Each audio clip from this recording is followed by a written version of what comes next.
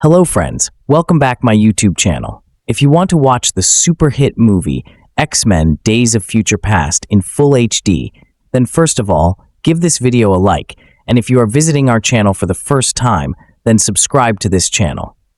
The name of the movie we are going to discuss in today's video is X-Men Days of Future Past. So we will give you information about how and where you will get to watch X-Men Days of Future Past film officially. Apart from this, we will give you a detailed look at the pre-production, post-production, budget, box office collection, and filming of this movie. A detailed review of the movie will also be given in this video, where we will explain the story of this movie in detail. We will also discuss the cast and casting performance of the movie. Apart from this, information about the music department and technical department will also be given. Because of this video is going to be very interesting and entertaining. So, you must watch this video till the end. And if you haven't liked this video yet, then like this video now and subscribe to this channel. So, let's start the video. X-Men Days of Future Past is a 2014 superhero film directed and co-produced by Bryan and written by Simon Kinberg from a story he created with Jane Goldman and Matthew Vaughn. The film is based on the Marvel Comics superhero team The X-Men, the fifth mainline installment of the X-Men film series, a sequel to X-Men The Last Stand 2006 and X-Men First Class 2011, a follow-up to The Wolverine 2013, and the seventh installment overall. It stars an ensemble cast, including Hugh Jackman, James McAvoy, Michael Fassbender, Jennifer Lawrence, Nicholas Hoult, Halle Berry, Anna Paquin, Elliot Page, Peter Dinklage, Ian McKellen, and Patrick Stewart. The story, inspired by the 1981 Uncanny X-Men storyline Days of Future Past by Chris Claremont and John Byrne, focuses on two time periods, with Logan traveling back in time to 1973 to change history and prevent an event that results in unspeakable destruction for both humans and mutants. Vaughn had directed X-Men First Class and was set to return in Days of Future Past, but instead left for Kingsman, The Secret Service, and the 2015 version of Fantastic Four. Thus Singer, who had directed the first two X-Men films, returned as director and brought along most of the crew from those productions. With a budget of $205 million, the film's principal photography began in Montreal, Quebec in April 2013 and concluded in August the same year, with additional filming and pickups taking place in November 2013 and February 2014. 12 companies handled the visual effects. X-Men Days of Future Past premiered in New York City on May 10, 2014, and was theatrically released on May 23 by 20th Century Fox. The film received praise for its story, visual effects, action sequences, acting, and thematic elements. The film earned $746 million worldwide, making it the sixth highest grossing film of 2014, as well as the third highest grossing film in the series behind Deadpool 2, 2018, and Deadpool 2016. The film received an Academy Award nomination for Best Visual Effects, making it the first X-Men film to be nominated for an Oscar. Two sequels titled X-Men Apocalypse and Dark Phoenix were released in 2016 and 2019, respectively. Plot: in a dystopian 2023, robots called Sentinels hunt and kill mutants, as well as humans who either possess the genetic potential to have mutant offspring or try to protect them. In Moscow, they attack X-Men survivors Shadowcat, Colossus, Blink, Warpath, Bishop, Iceman, and Sunspot. The mutants sacrifice themselves to buy Kitty, Shadowcat, enough time to send Bishop's consciousness a few days into the past to warn the others of the coming attack and ensure their survival. Having averted the attack, the group retreats to a remote Chinese temple and are joined by Storm, Wolverine, Professor X, and Magneto. Xavier explains that the Sentinel program was originally conceived by Bolivar Trask, a weapons designer whom Raven, Mystique, assassinated in 1973. In response, the government approved his program and captured, tortured, and experimented on her, using her DNA to create Sentinels capable of adapting to any mutant power. Xavier plans to go back in time to 1973 and prevent Trask's assassination in the hopes of altering the future. However, upon learning that time traveling too far would kill Xavier, Logan volunteers instead as his regenerative abilities would allow him to survive. Awakening in 1973, Logan goes to the X Mansion, learning from Hank McCoy that the school has been closed for years due to the Vietnam War, and Shuler has been imprisoned for assassinating JFK. A young, broken Xavier has turned to alcoholism and uses a serum that allows him to walk, but at the cost of his telepathic abilities. Hoping to reunite with Raven, Xavier agrees to help Logan. They recruit Quicksilver, a mutant with superhuman speeds, and break Shuler out of the Pentagon, learning that he was in fact attempting to save JFK, who was also a mutant. Raven discovers Trask has been experimenting on mutants and plots to assassinate him at the Paris Peace Accords. But Xavier, McCoy, and Logan foil her attempt. Shuler attempts to kill Raven, believing this would change the future, so McCoy fights him, allowing Raven to escape but publicly exposing them as mutants. Trask takes advantage of this and convinces President Nixon to authorize the Sentinel program. Shuler retrieves his helmet and secretly takes control of Trask's Sentinel prototypes by infusing them with steel. Returning to the X Mansion, Xavier abandons the serum and, by reading Logan's mind, communicates with his future self, who inspires him to protect the future between mutants and humans. After Xavier uses his mutant tracking computer Cerebro to find Raven, he, McCoy, and Logan travel to Washington, D.C. to stop her from assassinating Trask. At a ceremony where Nixon unveils the Sentinels, the three search for Raven. Shuler appears, activates the Sentinels, and barricades the White House by lifting the RFK Stadium over it.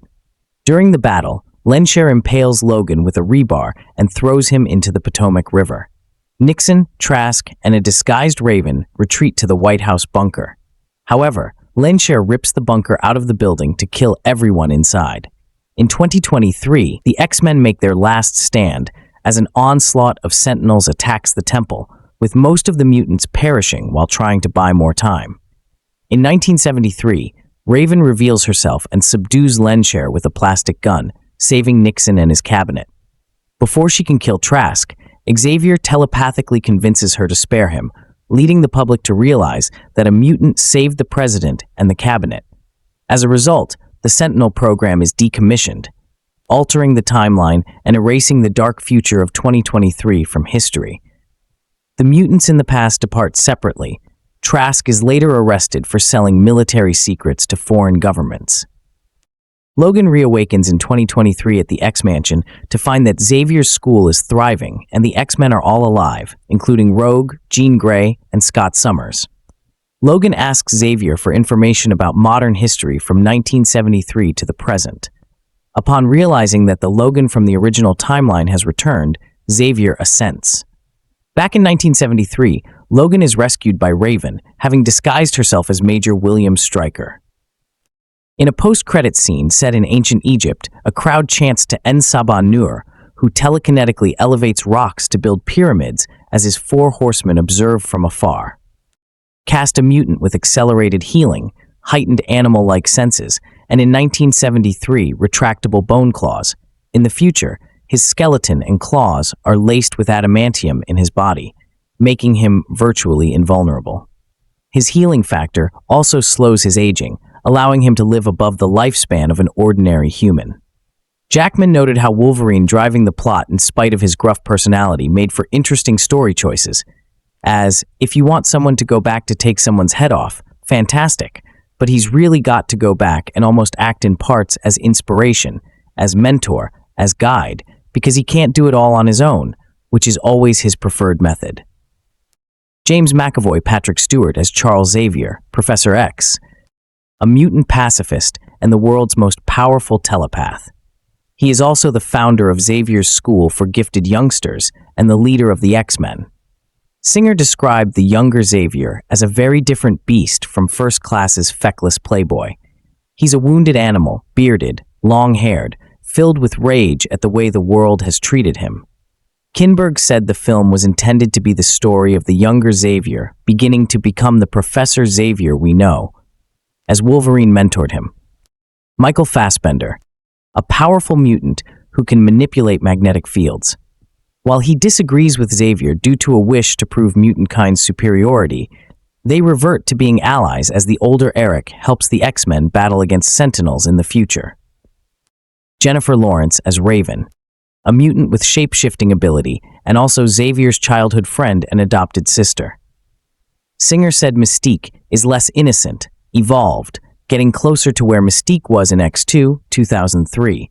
Lawrence had suffered skin irritations from the full-body makeup used in First Class, and the process was changed so from the neck down, it would be a bodysuit, whose zipper was digitally removed in post-production. As a result, the makeup process was reduced from 8 hours to 3. The makeup team at Legacy Effects sculpted Mystique's scales digitally, making them shorter in size and placed in a way that they would accentuate Lawrence's face. As Storm, a mutant who can manipulate weather and is one of the most battle-tested and powerful X-Men. Asked if her pregnancy affected her role, Barry replied, "I wasn't in as much as I was meant to be. My ever-growing belly was posing a constant challenge. What I could do was getting more limited, so the role that I play is so different from what it could have been due to my surprise pregnancy." According to Kinberg, Barry had another scene in the film that was cut because of Barry's limited schedule. Anna Paquin as Rogue, a mutant who could absorb the life force and mutant abilities of anyone she touches until taking a cure in The Last Stand. Kinberg wrote a shorter part for Paquin than initially planned because she had little time to be on set. During post-production, Paquin's role was reduced to a cameo after most of her scenes were cut. These scenes were later restored on an alternate version of the film, which was released to home media. According to Kinberg, Rogue was to be rescued by the future Magneto and Xavier to provide the elder characters a mission, something like Unforgiven, 1992. Eventually, the producers felt it was a subplot that did not service the main story and reshot scenes to replace them. However, she was still featured in the film's various promotional materials. Paquin later stated that she still had fun making the film and did not mind that the majority of her scenes had been cut from it. Elliot Page as Kitty Pryde, a mutant who can pass through solid objects. As the youngest member of the X-Men, she plays an important role in their fight for survival. Singer described Pryde as the prime facilitator and that Pryde's phasing ability enables time travel to happen. Kinberg, when asked why Pryde is not the time traveler in the film adaptation of the comic book story, said, "If we tried to follow the original and use Kitty, we had a problem because Elliot is 25 years old and be minus 20 in the First Class era." Peter Dinklage as Dr. Bolivar Trask, a military scientist and the head of Trask Industries who creates a range of robots called Sentinels designed to find and destroy mutants. Dinklage said Trask sees what he's doing as a good thing. His ambition is definitely blind, and he's quite arrogant. He has striven all his life for a certain respect and attention. He also said Trask is opposed by Richard Nixon. Singer said he is a fan of Dinklage and of the television series Game of Thrones, 2011 to 2019, in which Dinklage stars as Tyrion Lannister, which inspired him to cast Dinklage. The actor, who has achondroplasia, a form of dwarfism, said he was attracted to Trask because the character was not written as a dwarf or defined as such. Nicholas Hoult as Hank Beast, a mutant with leonine attributes, super strength, agility, reflexes, and enhanced speed. Holt plays the character in scenes set in 1973, while Kelsey Grammer makes an uncredited cameo appearance as Beast in the future setting. The cameo was added because the writers felt Holt's Beast was such a sweet, young character that audiences would want to learn he survived.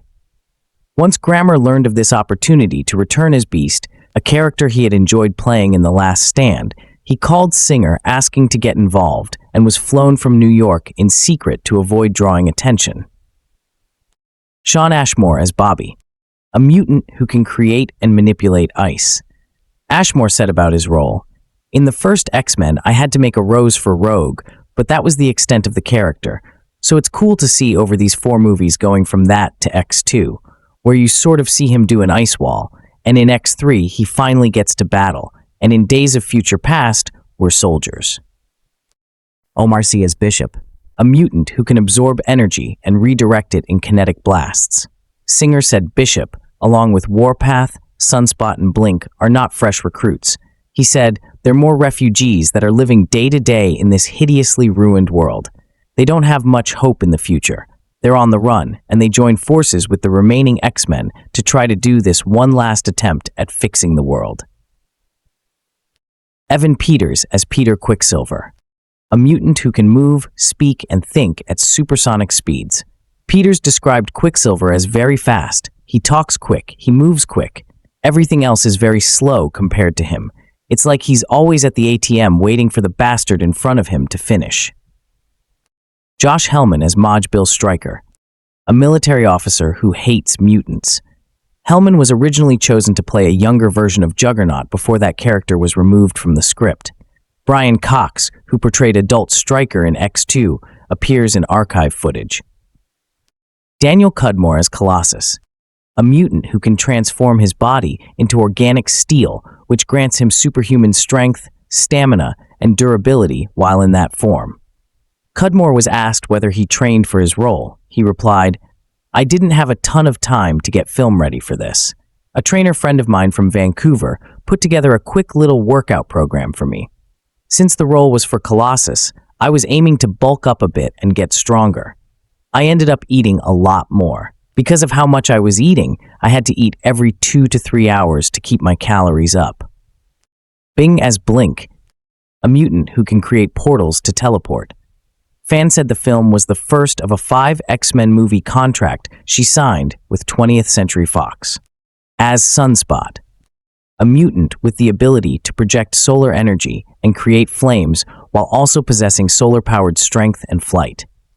Kanto had read the X-Men comics as a child, and after he was cast, went back to research the comics to further understand Sunspot's character. Boo Boo Stewart as Warpath, a Bowie knife-wielding mutant and expert tracker with super agility, reflexes, stamina, acute senses, and enhanced strength. In preparation for the role, Stewart gained 50 pounds and grew his hair much longer than usual. Additionally, Famke Janssen and James Marsden reprised their roles as Jean Grey and Scott Summers, respectively, in cameo appearances. Lucas Till reprises his role as Havoc. Evan Jonigkeit portrays Toad. Greg Lowe portrays Inc. X-Men comic book writers Len Wein and Chris Claremont appear as United States Congressmen. Michael Lerner plays Senator Brickman. Mark Camacho portrays U.S. President Richard Nixon. Zara Liverman portrays Quicksilver's mother, Ms. Maximoff. Singer cameos as a man with a small film camera as Magneto walks away after Mystique's escape in Paris. In a post-credits scene, Brendan Petter portrays the ancient mutant En-Saba Nur. Production. Development. Producer Lauren Shuler Donner stated in August 2006 that a continuation of the X-Men main film series would require a renegotiation. New cast members of X-Men The Last Stand 2006 were signed, while the older cast members were not. Donner said, "There is 40 years worth of stories. I've always wanted to do Days of Future Past, and there are just really a lot of stories yet to be told." She later pitched the idea of a 4th installment of the X-Men franchise to director Bryan Singer, following the completion of the prequel X-Men First Class 2011. In March 2011, Donner said the film was in active development at Fox. She said, "We took the treatment to Fox, and they love it, and X4 leads into X5. 20th Century Fox saw X-Men First Class as the first film of a new X-Men trilogy. Donner compared the franchise plans to the darker, more mature content of the Harry Potter film series. Early reports said Matthew Vaughn and Singer were returning to direct and produce the sequel, respectively. While still attached to the project as a director, Vaughn said, "First Class is similar to Batman Begins, 2005, where you have the fun of introducing the characters and getting to know them. But that takes time. But with the second one, you can just get on with it and have a rollicking good time. That's the main difference between Batman Begins and The Dark Knight, 2008. Describing the possible beginning of the film, Vaughn said, "I thought it would be fun to open with the Kennedy assassination, and we revealed that the magic bullet was controlled by Magneto." Singer said the film could be set around the civil rights movement or the Vietnam War, and that Wolverine could once again be featured in Lum. Singer also talked about changing history in an interview with Empire magazine. He said he does not want people to panic about events in the past, erasing the storylines of the previous X-Men films, as he believes in multiverses, explaining the possibility of certain events can exist equally in the histories of alternate universes. In 2019, Vaughn revealed that Days of Future Past was originally planned to be the third installment in the trilogy, but the studio decided otherwise, which contributed to his decision to leave the project. Speaking with ComingSoon.net, he said, "That's one of the reasons I didn't continue, because they didn't listen to me. My plan was First Class, then second film was New Young Wolverine in the 70s to continue those characters, my version of the X-Men. So you'd really get to know all of them. And my finale was going to be Days of Future Past. That was going to be my number 3, where you bring them all. Because what's bigger than bringing in McKellen and Michael and Stewart and James and bringing them all together?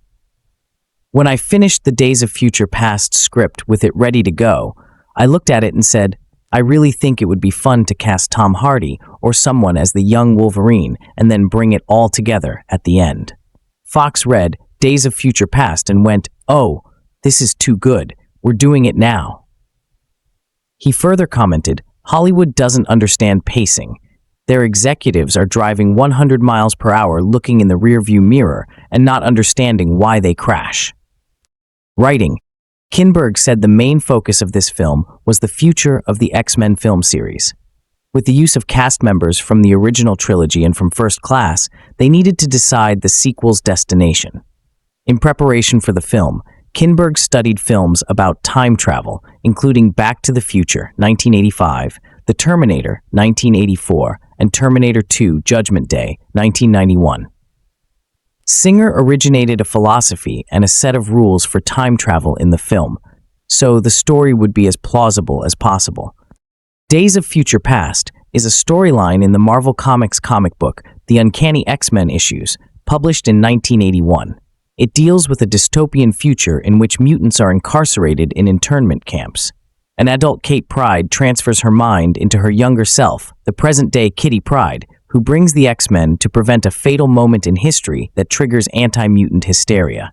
This storyline was the basis for the film. According to Kinberg, as they were writing the script, they thought it was more sensible for Wolverine to travel between time periods instead of Kitty Pryde because of his ageless look and ability to heal rapidly. He further stated of making Wolverine the time traveler, "We made the decision for a lot of reasons. He's the protagonist of the franchise and probably the most beloved character to a mass audience."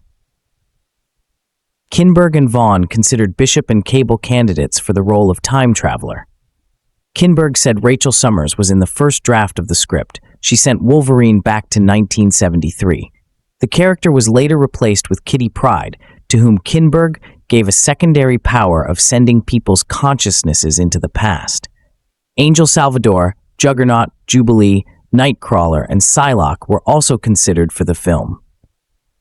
Singer was asked how the film integrates the themes of the earlier X-Men films. He said, "It establishes that some villain characters may have been right with their fears. It confronts the notions of hope and second chances. It's characters that are lost trying to find themselves. In X-Men 1 and 2, the characters had come into their own and knew who they were. In this one, they're all lost and they're trying to keep it together." Pre-production.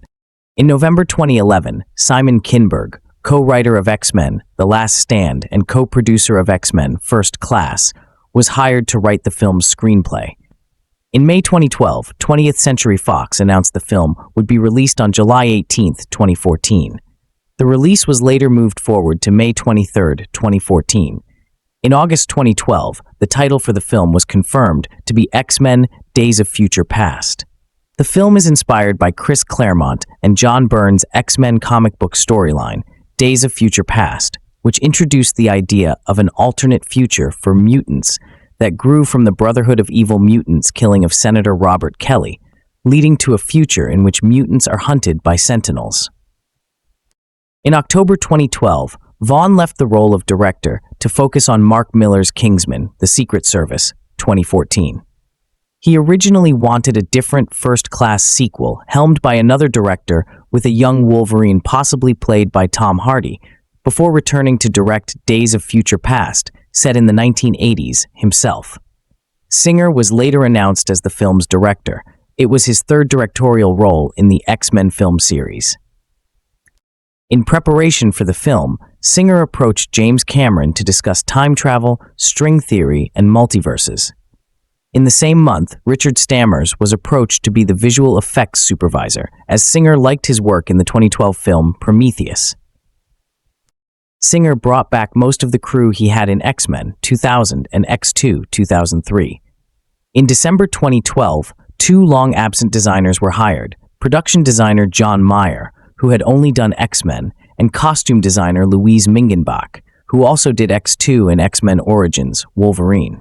In February 2013, John Ottman, who aside from X-Men, collaborated on all of Singer's works since The Usual Suspects, 1995, was confirmed to work on the music and the editing of the film. Casting Singer used the online social networking service Twitter to announce casting of the film. In November 2012, he announced that James McAvoy, Michael Fassbender, Jennifer Lawrence, and Nicholas Hoult would reprise their roles from X-Men First Class. Later the same month, he announced that Patrick Stewart and Ian McKellen would reprise their respective roles as the older versions of the characters played by McAvoy and Fassbender. In December, Singer announced that Hugh Jackman would reprise his role as Wolverine. In January 2013, Singer announced that Anna Paquin, Shawn Ashmore, and Elliot Page would reprise their roles of Rogue, Iceman, and Kitty Pryde. In February, Singer announced that Peter Dinklage would star in the film as the main antagonist. In March, Singer announced that French actor Omar Sy had joined the cast. Halle Berry said in an interview that she would reprise her role as Storm, which was followed by an announcement from Singer that Berry would be in the film. Singer tweeted a picture of the cast, which confirmed that Daniel Cudmore would return as Colossus and that Fan Bingbing and Boo Boo Stewart had joined the cast. In April, Singer announced that American singer and songwriter Lady Gaga had joined the cast as Dazzler, but it was later revealed as an April Fool's Day prank. Singer retweeted a photograph of himself, Aidan Canto, and confirmed cast members Patrick Stewart, McKellen, and Ashmore, which was followed by a confirmation from Canto that he had joined the cast. In May, Singer announced that Evan Peters had been cast as Quicksilver. In June, Australian actor Josh Hellman was cast in a role. In July, Singer tweeted a picture of actor Lucas Till on the set of the film, which confirmed that he was returning as Havoc. In January 2014, Evan Jonigkeit had been cast as the younger version of Toad. Stan Lee, co-creator of the X-Men, was scheduled to shoot a cameo appearance in late August 2013 at Montreal, Canada, but ultimately chose to attend the Fan Expo in Toronto instead. Filming. X-Men, Days of Future Past had a production budget of $205 million. Principal photography began on April 15, 2013 at Mel's Cité du Cinéma in Montreal, Canada, and ended on August 17, 2013. Filming had to begin in April 2013 to accommodate the cast's individual schedules. Olympic Stadium, Montreal City Hall, and McGill University were also used as filming locations. An aerial plate unit was sent to film in Washington, D.C. Additional filming took place in Montreal in November 2013 and February 2014. According to the Calgary Herald, the film is the second most expensive produced by 20th Century Fox after Avatar, 2009. Comic book writer Chris Claremont said in an interview that he was consulted for the film. X-Men, Days of Future Past is the first X-Men film to be filmed in native 3D. It was shot using Arri Alexa M cameras with Leica prime lenses and Fujinon zoom lenses, along with 3Reality Technica TS35 camera rigs and Stereo Image Processor (SIP) technology systems. Director of Photography Newton Thomas Seigel was asked about using Arri Alexa M cameras. He said, "For Bryan and myself, the Alexa has been almost the gateway to getting the look we like in film." Seigel added that the Arri Alexa M camera's small size was a big advantage to the film's main unit, which carried 3 3D rigs. The film also used the Alexa XTs for the production's 2D work. Production designer John Meyer said his workload was 6 months squeezed down into 3 to 4 months, given the sets were massive, but he did not have the usual time to design and build before principal photography began. The Lou underground hallways and Cerebro sets were faithful recreations of the sets seen in the first X-Men, albeit ransacked and damaged to imply the government had raided the mansion. The sets had many hidden X's, including the staircase of the X-Mansion. Murr said he wanted to embrace the 1970s setting in the same way First Class embraced its 1960s setting, and costume designer Louise Mingenbach also drew heavily from 1970s styles for the clothing seen in the 1973 scenes. Holt wore corduroys, Jackman a wooden-paneled buckle and a peacock print shirt, and McAvoy wore a brown leather jacket. Peters wore 1981-inspired clothing. This was Mingenbach's way of showing Quicksilver's irreverence for the exact time and place. In one scene, Mingenbach gave Fassbender, as the younger Eric Lansher, a fedora as a nod to the one the character wore in the first X-Men film. For the future period of the film, Mingenbach wanted a darker, slightly futuristic and tactical look for the characters. This included changing the suit Patrick Stewart had previously worn as Xavier to battle fatigues. The Sentinels had two separate versions to depict how the earlier prototypes built by Trask in the 1970s evolved into the adaptable killing machines of the dystopian future. Singer described the 1973 version as a little fun and stylish but also a little retro, with a key element being that they are made of plastic to be unaffected by Magneto's powers. Meyer used styles from molded plastics from the 1970s to design Sentinels from that period, and cited inspiration from both the cars of the decade and those wonderful TV sets that were round with smoked glass panels. The overall style was bulky to fit, the traditional idea of a robot looks like, and drew the most from the comics version, such as the purple color and a humanoid shape, while trying to stand out on its own with its retro design. The robot's ability to fly was compared to a Harrier jump jet, as the Sentinels had vertical takeoff and could glide. Life-sized Sentinels were built by Legacy Effects to be featured on the set and had articulated joints to be fully posable. The sound effects averted metallic noises while adding woof effects on the Sentinel's footsteps to display its weight on the ground. On the other hand, the future Sentinels would resemble giant versions of Mystique, to show how their technological development was based on studying the shape-shifting mutant's DNA.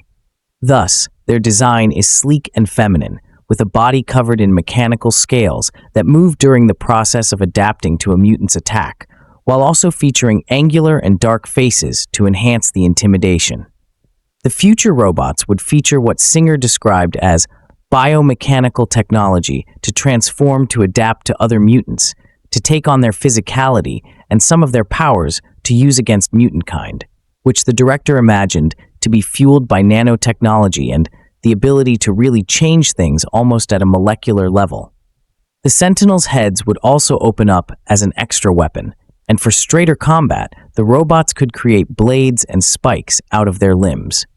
The crackling sound of the robot's scales was made by rubbing riveted belts on shale rocks. For the future setting of the film, a set featuring a hillside monastery was built. Meyer was inspired by Chinese temples built on the sides of cliffs.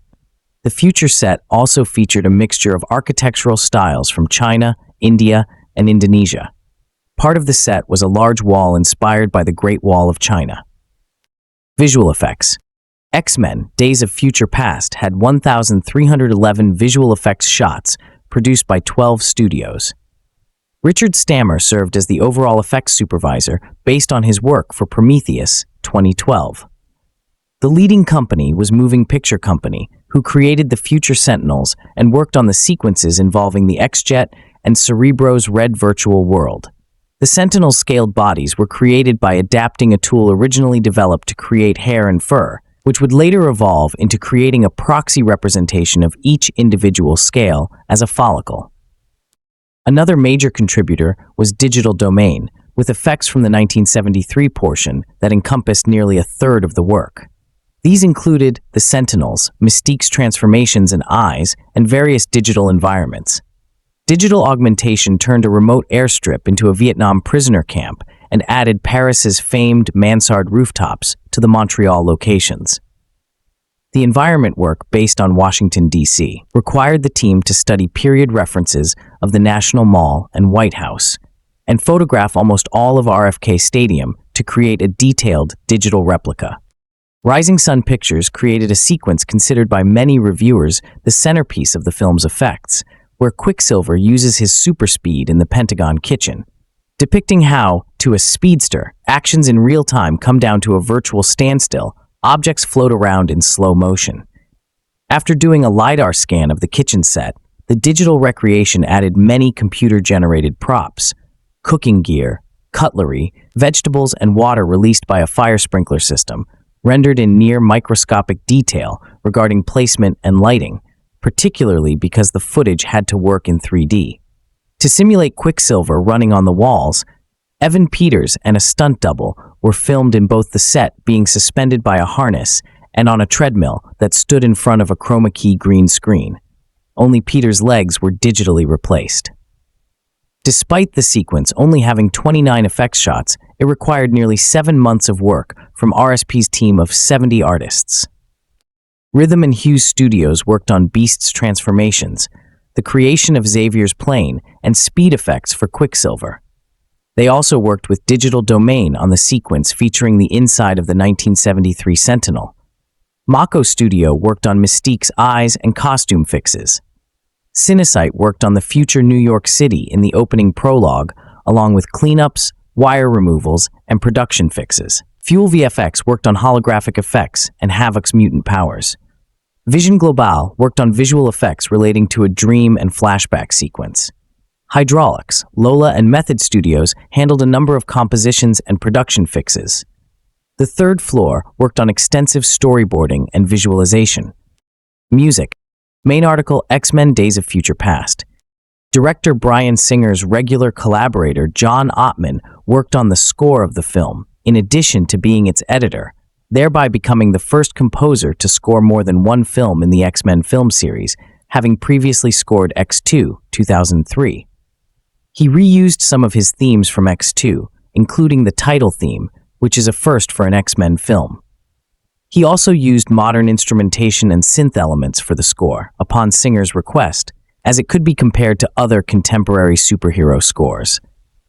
The soundtrack was digitally released by Sony Classical Records on May 26, 2014, followed by a physical release on June 30, 2014. An expanded version of the soundtrack, including music exclusive to the Rogue Cut, was released on July 10, 2015. Release. The world premiere of X-Men Days of Future Past occurred at the Jacob K. Javits Convention Center in New York City on May 10, 2014. It was released in international markets in 2D and 3D theaters on May 21, 2014, and in the United States on May 23, 2014. Premiere events were also held in London, Beijing, Moscow, Singapore, Sao Paulo, Melbourne, and Tokyo. Marketing. In June 2013, 20th Century Fox presented a set tour video of X-Men Days of Future Past at the Cine Europe conference in Barcelona. Director Bryan Singer acted as the tour guide. The set tour video was included with the home video release of the 2013 film, The Wolverine. In July 2013, Singer, writer Simon Kinberg, producers Lauren Shuler Donner and Hutch Parker, together with cast members Jennifer Lawrence, Evan Peters, Omar Sy, Elliot Page, Sean Ashmore, Anna Paquin, Halle Berry, Ian McKellen, Patrick Stewart, Hugh Jackman, James McAvoy, Michael Fassbender, Nicholas Hoult, and Peter Dinklage presented at the 2013 San Diego Comic-Con. Footage from the film was screened. In August 2013, Singer presented footage from the film at the Fantasia International Film Festival. In March 2014, 20th Century Fox presented footage from the film at CinemaCon. In April 2014, Page presented footage from the film at the 2014 MTV Movie Awards. Kinberg and Dinklage attended WonderCon to discuss the film. Singer withdrew from the publicity rounds for the film because of a lawsuit alleging sexual abuse filed against him. In July 2014, 20th Century Fox and Oculus Rift presented a virtual reality experience at the 2014 San Diego Comic-Con. Attendees were given a chance to sit in a replica of Professor X's wheelchair and virtually hunt Mystique in the San Diego Convention Center. In July 2013, a mid-credits scene teasing X-Men Days of Future Past was attached to the theatrical release of The Wolverine. The scene, set 2 years after the events of The Wolverine, depicts Wolverine going through an airport security checkpoint while a commercial for Trask Industries plays in the background. Suddenly, Wolverine notices that all the metal objects around him start to shake and levitate. He turns around to see Magneto, who says he needs Wolverine's help to combat a threat to all mutants. When Wolverine asks Magneto why he should trust him, the people around them freeze as Xavier approaches Wolverine and assures him that Magneto is telling the truth. Adam Pockross of Yahoo Movies described the mid-credits scene as the coolest part of The Wolverine and wrote, "Boom. And that's how you tease the next film, by giving us so much to chew on, yet so few answers." The first official trailer for X-Men Days of Future Past was released in October 2013.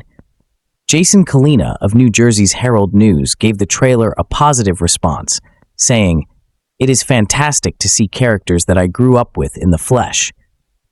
We still have to wait till the end of May to see if Fox succeeded, but for now, they have my interest." Ben Child of The Guardian criticized the trailer for the number of characters that would appear in the film.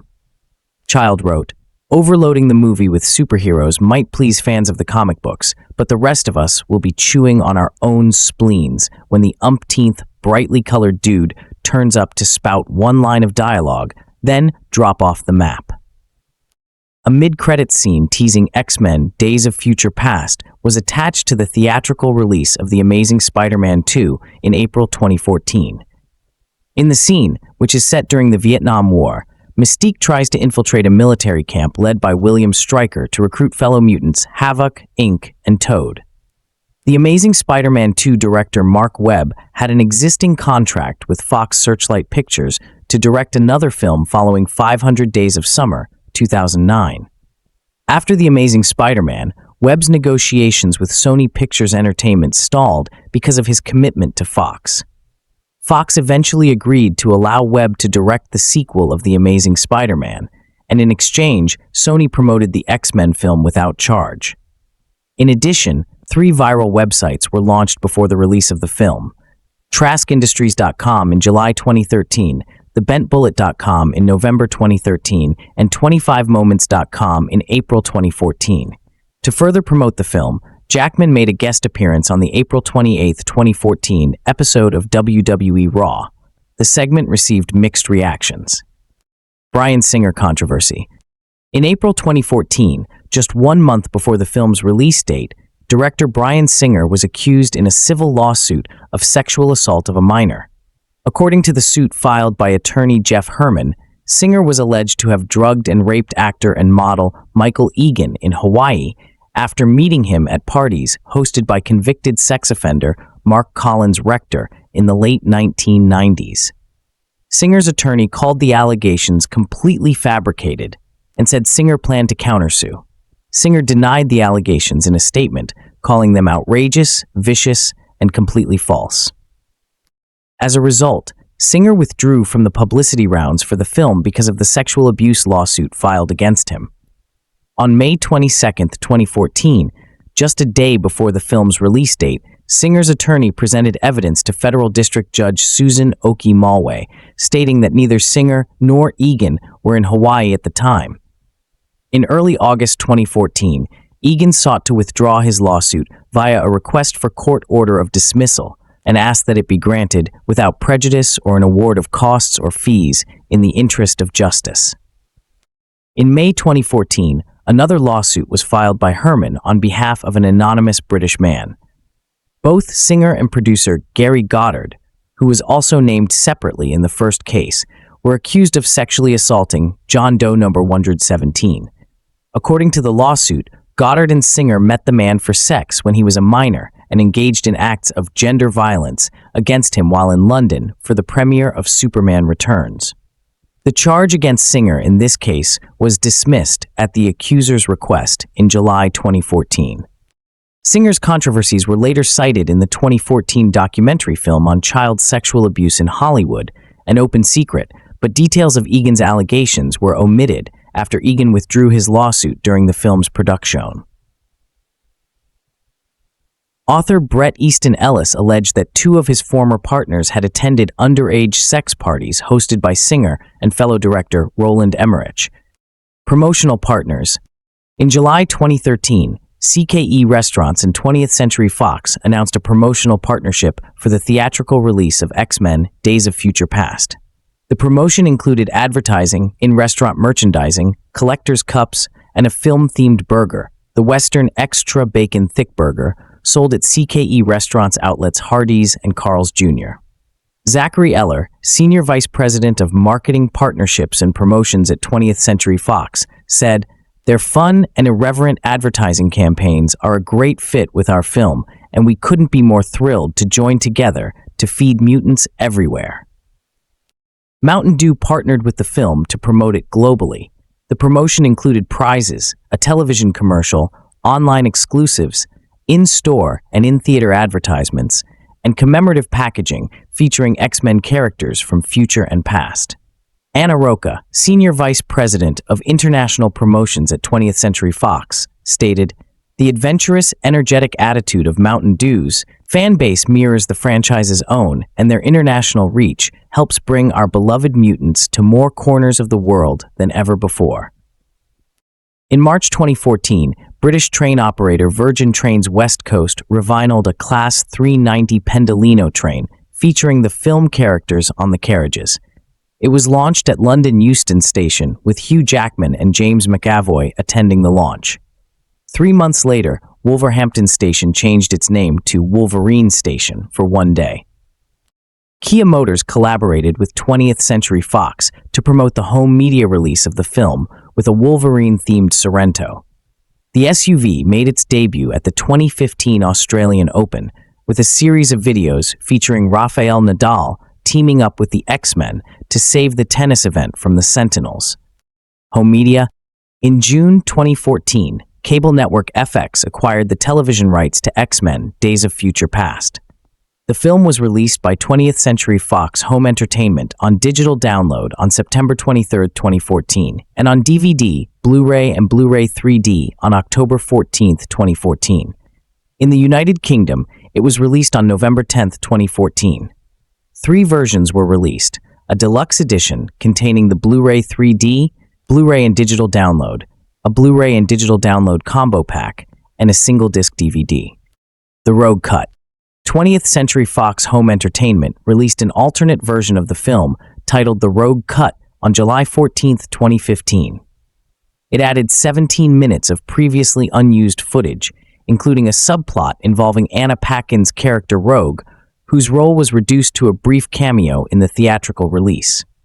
The Rogue Cut was also screened at the 2015 San Diego Comic-Con.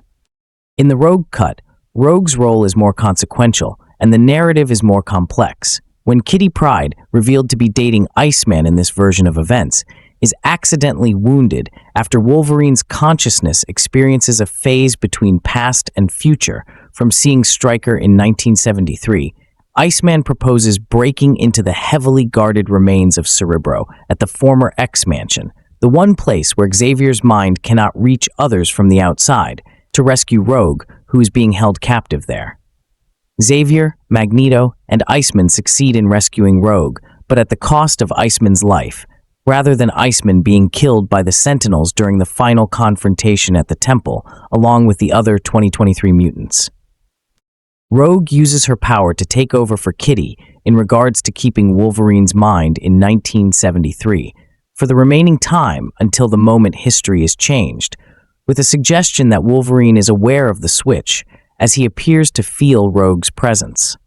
Instead of simply appearing, the Sentinels find the X-Men through a tracking device inside a Sentinel's hand that was severed from the X-Jet during their escape. In another major scene, Mystique stops at the X-Mansion the night before the Sentinel unveiling ceremony, nearly rekindles her previous romance with Beast, and destroys Cerebro the following morning to prevent Xavier from finding her. A new mid-credits scene shows Bolivar Trask imprisoned at Magneto's former prison cell beneath the Pentagon for selling military secrets to foreign countries. Reception box office. Worldwide, X-Men Days of Future Past earned $262.8 million during its opening weekend, the highest worldwide opening weekend for an X-Men film. The film grossed $233.9 million in the US and Canada and $512.1 million in other markets for a worldwide gross of $747.9 million, making it the highest grossing entry in the X-Men film series before being surpassed by Deadpool 2 years later. Deadline. Hollywood calculated the net profit of the film to be $77.3 million, accounting for production budgets, P&A, talent participations, and other costs, with box office grosses and ancillary revenues from home media, placing it 16th on their list of 2014's most valuable blockbusters. In the United States and Canada, the film earned $8.1 million from Thursday night showings, which was the highest late-night opening for an X-Men film. It was also the highest-grossing film during its opening weekend, earning $90.8 million, which made it the second highest opening weekend of the series at the time, behind X-Men: The Last Stand, $102.7 million. The film also had the third highest opening weekend for a 20th Century Fox film, after the latter film and Star Wars Episode III: Revenge of the Sith, $108.4 million. During the 4-day Memorial Day weekend, it earned $110.6 million. The audience was 56% male, and 59% were older than 25. Elsewhere, the film was the highest-grossing film during its opening weekend, taking $172 million, making it Fox International's highest opening weekend, beating the previous record held by Avatar, $164 million. The film's highest-grossing debuts were in China, Ireland, Malta, South Korea, and the United Kingdom. It was also the highest-grossing debut for a 20th Century Fox film in 11 markets, including South Korea, Brazil, the Philippines, and India. It became the highest-grossing X-Men film in Argentina, Australia, Austria, Belgium, Brazil, China, Colombia, Croatia, Czech Republic, Denmark, Ecuador, Egypt, Finland, France, Hong Kong, Hungary, India, Ireland, Israel, Italy, Lebanon, Malaysia, Mexico, the Netherlands, New Zealand, Norway, the Philippines, Poland, Singapore, Slovakia, South Korea, Sweden, Thailand, the United Kingdom, and Venezuela. Critical response. On review aggregator Rotten Tomatoes, X-Men: Days of Future Past holds an approval rating of 90% based on 334 reviews, with an average rating of 7.5 for 10. The website's critical consensus reads, X-Men: Days of Future Past combines the best elements of the series to produce a satisfyingly fast-paced outing that ranks among the franchise's finest installments. On Metacritic, the film has a weighted average score of 75 out of 100, based on 44 critics, indicating generally favorable reviews. Audiences polled by CinemaScore gave the film an average grade of A on an A+ to F scale. Sean O'Connell of CinemaBlend gave the film 4.5 stars out of 5 and said it was the greatest, most complete, and staggeringly entertaining X-Men film to date. 182. Empire gave it 4 out of 5 stars and called it the best X-Men film since the second one. Steve Rose of The Guardian rated the film 3 stars out of 5. He said, non-devotees might struggle, but director Bryan Singer whips up the action towards a symphonic climax. David Rooney of The Hollywood Reporter said, while it's more dramatically diffuse than the reboot and lacks a definitive villain, the new film is shot through with a stirring reverence for the Marvel Comics characters and their universe. Justin Chang of Variety said, if the characters' quandaries at times feel overly circumscribed, they're also advanced with a bracing emotional directness, devoid of either cynicism or sentimentalism, that touches genuine chords of feeling over the course of the film's fleet, 130-minute, sick running time. In 2016, James Charisma of Playboy ranked the film number 8 on a list of 15 sequels that are way better than the originals. In contrast, Robbie Collin of the Daily Telegraph rated the film 2 stars out of 5 and called the plot a curate's egg, thoroughly scrambled. He concluded, the film squanders both of its casts, reeling from one fumbled set piece to the next. It seems to have been constructed in a stupor, and you watch in a daze of future past. Simon Abrams, writing for RogerEbert.com, gave the film 2.5 stars out of 4, calling it a visually driven and paint-by-numbers plot. Abrams was critical of the undeveloped subplots that built up because the film's pacing left little time to develop each element of the story set in the 1970s. Following criticism of X-Men: The Last Stand for killing off major characters such as Professor Charles Xavier, Cyclops, and Jean Grey, X-Men: Days of Future Past has subsequently been viewed by some critics as a revision of those controversial plot elements in X-Men: The Last Stand. X-Men: Days of Future Past is a better than but not substantially different from other superhero movies. It's as visually indistinct and paint-by-numbers plot-driven as most Marvel Comics-based projects, especially the gaggle of recent Avengers-related films.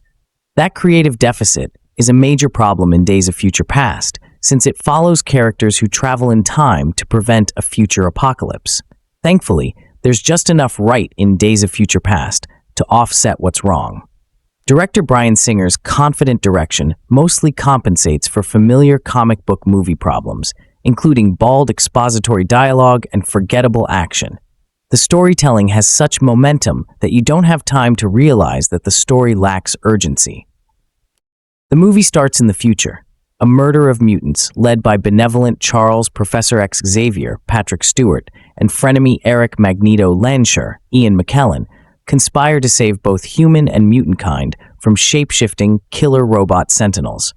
To prevent the sentinels from becoming government-sanctioned weapons, the mutants send Logan Wolverine, Hugh Jackman, back to 1973 to stop Raven, Mystique Darkholme, Jennifer Lawrence, from murdering the Sentinels' creator, Bolivar Trask, Games of Thrones, Peter Dinklage. And in the process, Logan is forced to motivate and reunite younger versions of Raven, Xavier, James McAvoy, and Magneto, Michael Fassbender. Unfortunately, the obstacles that stand in Logan's way and the stakes that he's fighting for aren't particularly well developed.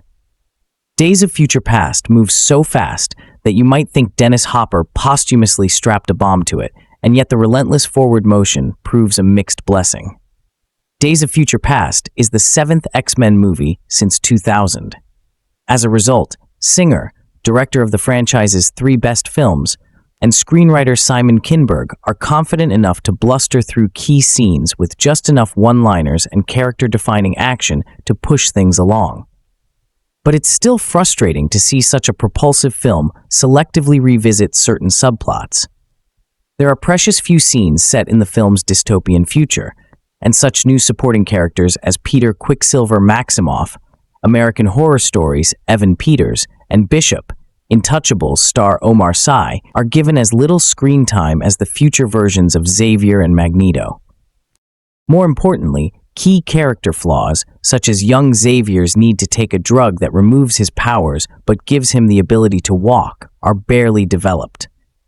In place of real development, we have blocky dialogue, as when Logan and young Xavier first meet, brusquely explaining away almost all of Xavier's insecurities in a scene or two. It's nice to know that these shortcuts were made for good reasons. Singer and Kinberg were at least thoughtful enough to consider their sprawling story when they pared down their plot to its necessities. But hearing characters diagnose and cure each other through the power of motivational speechifying gets boring fast.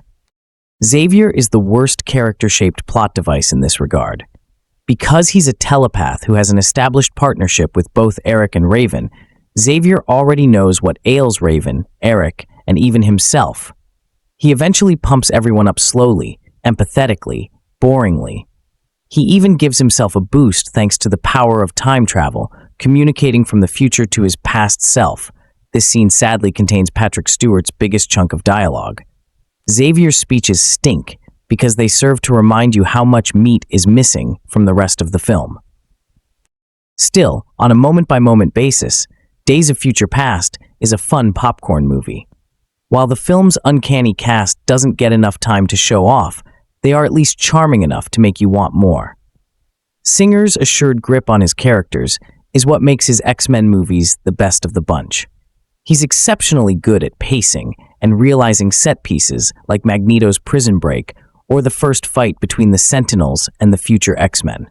The film also takes time out to wink at viewers, as when Wolverine, now without a metal skeleton, lets out a confused sigh of relief as he quietly passes through a metal detector. That kind of confident, knowing approach to established characters goes a long way in a story that often feels like a merciless treadmill. As I've rewatched all of the X-Men movies over the past week, it's been a little difficult to nail down a common theme, especially since two of them are spin-offs. Ignoring the Wolverine movies, the plots are similar: mutants versus humans mixed with mutants versus mutants, with an emphasis on how to deal with persecution. Xavier always wants peace, but from Magneto's perspective, he's tried assimilation, X-Men, annihilation, X2, mobilization, X-Men The Last Stand, ALF, and retribution, X-Men First Class. But thus far, we've only seen a nebulous notion of peace is good from Professor X. X-Men Days of Future Past brings substance to Xavier's beliefs and brings a new characteristic to the series: salvation. Although this approach mostly removes the ensemble aspect I've enjoyed in these movies, the latest X-Men has the most admirable values thus far. And while the action, pacing, and visuals aren't quite as sharp as a couple of the other movies, director Bryan has still managed to reclaim the series' past, present, and future. In the year 2023, the world has been overrun by Sentinels, powerful robots that were originally created to track and eliminate mutants. Only a handful of mutants remain in this post-apocalyptic wasteland, and they decide their only solution is to go back in time to 1973 and stop the inciting event: a young Mystique, Jennifer Lawrence, assassinating the Sentinels' creator, Bolivar Trask, Peter Dinklage, which had the unintended consequence of convincing humans that they needed the Sentinel program. In order to save the world, Charles Xavier, Patrick Stewart, and Magneto, Ian McKellen, have Kitty Pryde Ellen Page use her power to send Wolverine's Hugh Jackman consciousness back in time. Because of his mutant healing power, he's the only one who can possibly survive the journey. His mission is to reunite a despondent young Xavier, James McAvoy, and incarcerated Magneto, Michael Fassbender, so they can stop Mystique before the Sentinels in the future kill the remaining X-Men. X-Men Days of Future Past is packed with a cavalcade of mutants, especially in the future, but these characters amount mostly to cameos and some cool action scenes. Even in the past, Magneto, Mystique, and Beast, Nicholas Hoult, all have greatly reduced roles. This is really Xavier's story with an assist from Wolverine, and it shows how a deeply flawed individual can be not only a leader, but a guiding voice for world peace. That may sound a bit grandiose, but Days of Future Past hits upon an important quality that doesn't get much attention in blockbusters: empathy. Although the movie refers to it as hope, as in hoping to appeal to the better angels of our nature as opposed to Magneto, who believes we can only fight fire with fire, what Xavier is really trying to achieve is understanding the hurt and pain people feel, and rather than run from it, embrace it. When we see Xavier in 1973, he's turned his back on the world. His only companion is Beast, who functions more as a caretaker than a student, confidant, or colleague. In First Class, Xavier easily read and controlled people's minds, but he rarely felt their emotions. Days of Future Past has him discovering the difference between controlling and leading, and that difference comes from trying to understand others rather than, as Magneto would do, intimidate them. Because Magneto remains firm in his beliefs, he's not as interesting this time around. It's not that he should have some grand arc. Some people don't change, and it's believable that Magneto would remain inflexible even if it does pain him to turn against Xavier and Mystique. It's a bit of a disappointment to get less Michael Fassbender, especially since he was so good in X-Men First Class, and Days of Future Past isn't quite sure what to do with the actor beyond using him mainly for set pieces. Mystique fares a little better as the fate of the world ultimately lies with her, but that makes her more of a symbol, and also sets her away from other characters, since she's being torn between her desire to get revenge against Trask for experimenting on mutants and the familial love she has for Xavier. The movie also makes clear that while Xavier loves her like a sister, Beast still has romantic feelings for her. Nevertheless, she has less of the spotlight than she did in First Class. The movie is still filled with fun characters, but I never expected Quicksilver, Evan Peters, would steal the show. He's an absolute blast, as he's not only funny, effervescent, and skillfully brought into the plot, but he also has the film's best action scene. It's reminiscent of what Singer was able to do with Nightcrawler in X2, as the editing has an exciting agility that terrifically showcases an individual mutant's ability. Quicksilver is an important reminder that we should never judge a character by his crappy costume. As for the rest of the action, it's not quite on par with what I was expecting, given what Singer was able to accomplish in X2, even though he has more mutants at his disposal. That's not to diminish what's in Days of Future Past. X2 is a high bar, but there's a sizzle missing to the proceedings that I felt in X2 and First Class. Walking out of Days of Future Past, I wasn't puzzling over what I thought was the best action scene in the movie. The action was never a letdown, but Singer has a little trouble outdoing the excellent work he did in 2003. These minor disappointments always accompany the film's strengths. Days of Future Past isn't visually bland like X-Men The Last Stand and X-Men Origins Wolverine, but it also lacks the distinct palette and striking cinematography of X2 and First Class. The movie is by no means ugly or forgettable, but it seems like Singer is seeking a middle ground between his own style, what director Matthew Vaughn did in First Class, and the 1973 aesthetic. Singer has no problem managing the visually engrossing 2023 setting. Another issue is that it's clear there were some heavy cuts in terms of streamlining the story. I have to give great credit to editor John Ottman, who keeps it feeling like a cohesive story, even if the pacing isn't quite as tight as his work on X2. Part of the problem is keeping young Xavier as the focal point, but what makes the best X-Men movies work is how the ensembles bounce off each other. McAvoy does a terrific job of carrying the movie, and Jackman is reliable as always, but Days of Future Past has difficulty transitioning between Magneto, Mystique, and the mutants in the future. But these feel like minor qualms because with Singer retaking control of the franchise, X-Men has an identity again. When John Ottman's score comes blasting in over the opening credits, I got a giddy thrill. Rather than watching another entry in a franchise, I was watching the continuation of a universe. To put it kindly, Singer is shaking off the cobwebs, but he doesn't have too much trouble taking back what he began with X-Men, and doing so in an interesting way. It may be an old plot in more ways than one, but the perspective and humanity at its center gives Days of Future Past its own identity to the point where it's willing to drastically reinvent the entire franchise. I imagine the ending will be controversial, and I have mixed feelings on it myself. But Singer, who has never shied away from editorializing in his X-Men movies, can be heard loud and clear when one character says they have a second chance to define who we are. In X-Men Days of Future Past, the future has gone to hell, and salvation lies in the past. That's a fun way to define the future of a movie franchise, but within the bounds of this one movie, salvation takes on a more powerful note that lets us view an old character in a new light. More importantly, the film has an uplifting core that's essential in a story filled with darkness and despair. It's no longer enough to say you want peace, love, and understanding. The movie takes the time to figure out how to achieve these goals. Arriving at the answer involves a few fits and starts in a film that's filled with good action, charming performances, and a genuine appreciation of the X-Men saga, or at least parts of it. Ultimately, by putting the emphasis on forgiveness rather than the fight, X-Men Days of Future Past feels like a new mutation, and the series has evolved for the better. With a whoosh, the X-Men go forward to the past, or possibly sideways to an alternative present.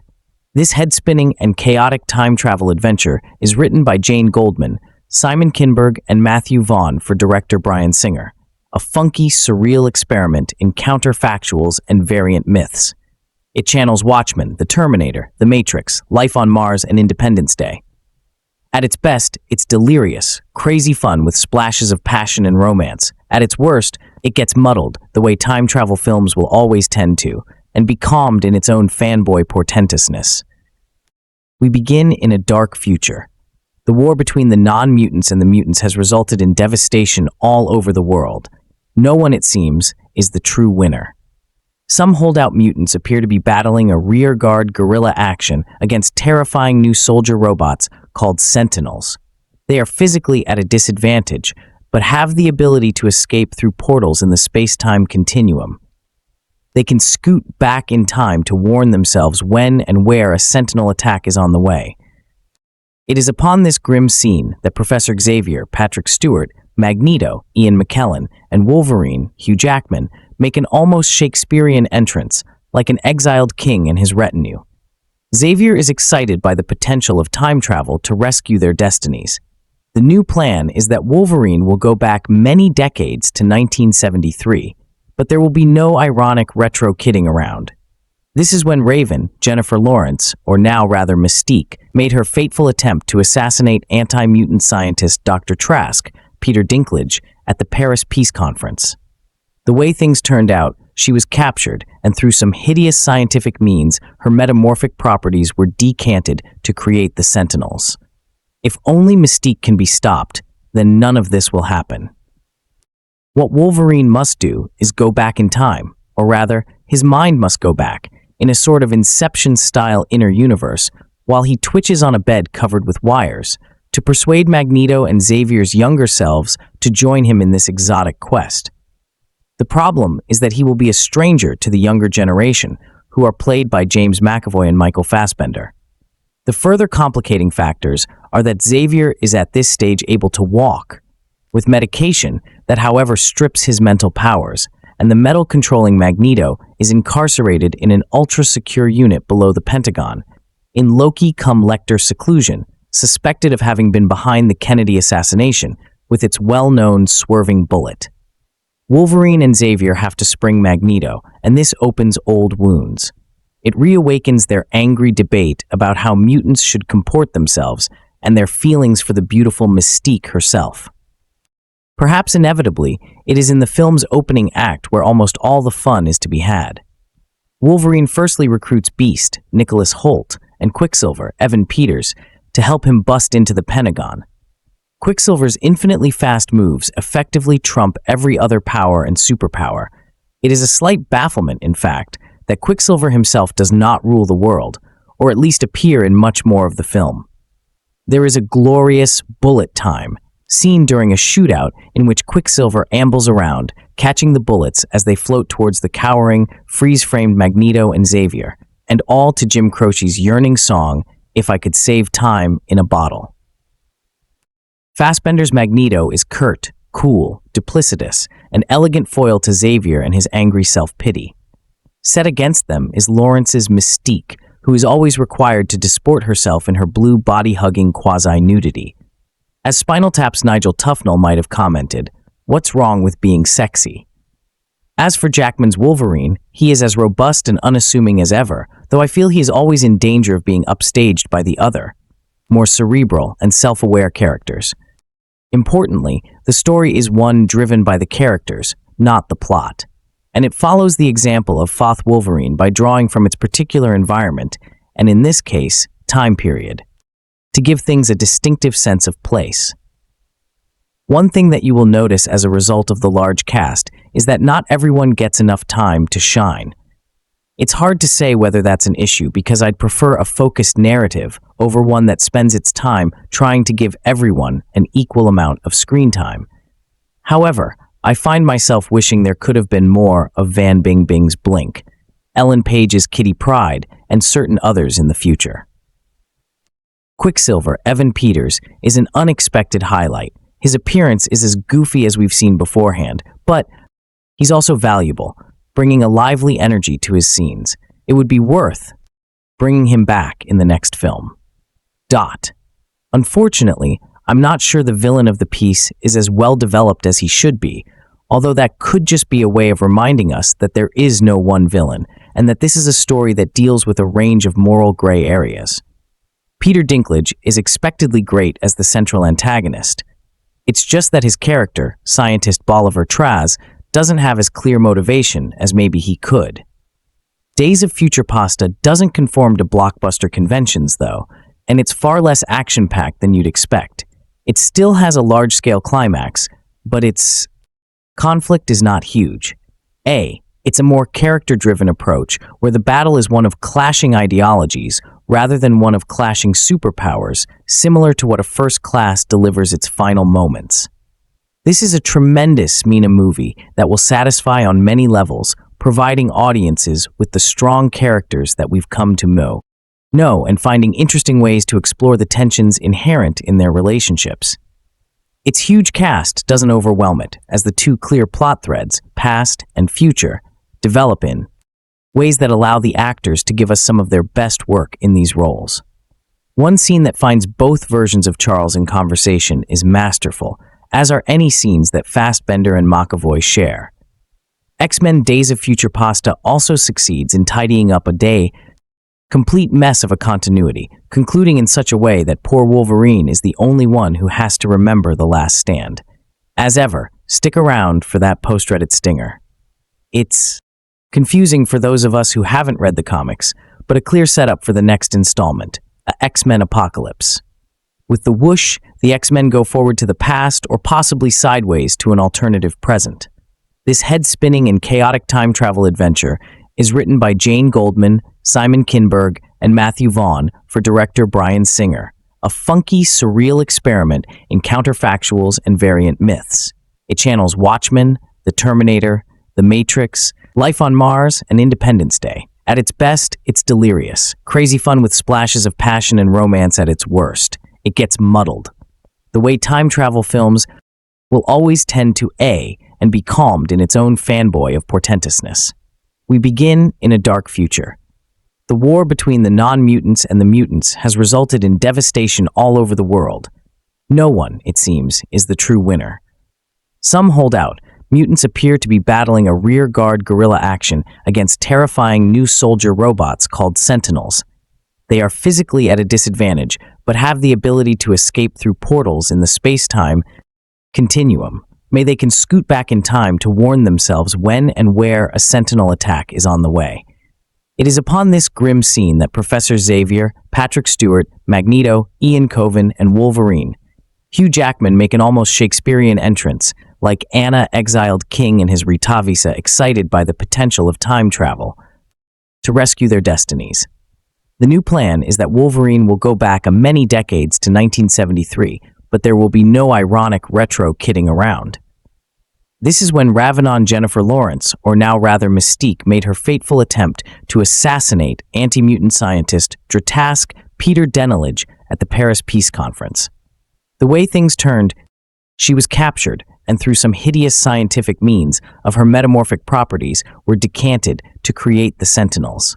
If only Mystique can be stopped, then none of this will happen. What Wolverine must do is go back in time, or rather, his mind must go back in a sort of Inception-style liner universe while he twitches on a bed covered with wires to persuade Magneto and Xavier's younger selves to join him in this exotic quest. The problem is that he will be a stranger to the younger generation, who are played by James McAvoy and Michael Fassbender.